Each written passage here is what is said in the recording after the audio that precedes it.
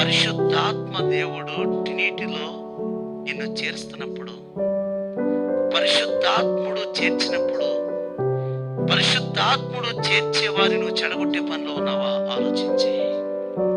ఒక ప్రక్కన పరిశుద్ధాత్మ దేవుడు సంఘములో చేరుస్తూ ఉంటే నీ స్వంత స్వప్రయోజనం కొరకు చేర్చే వారిని పెడద్రోవ పట్టించి